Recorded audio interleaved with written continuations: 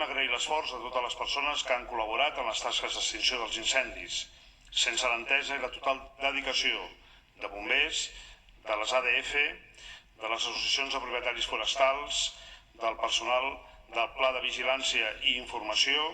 dels treballadors municipals i de tothom que s'ha volcat en aquest operatiu,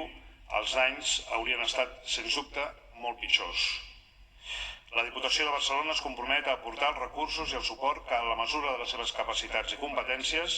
poden contribuir a pal·liar els perjudicis d'aquesta catàstrofe. Finalment, volem remarcar que en el context d'emergència climàtica la protecció de la vida de les persones i de l'entorn natural és un repte que afecta a tothom, tota la ciutadania i en especial totes les administracions públiques.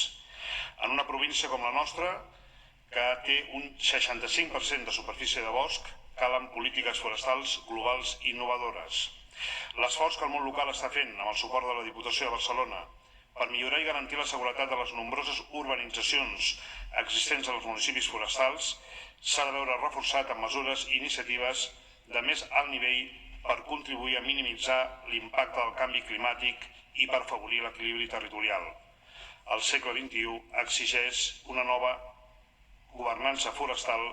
ambiciosa i efectiva.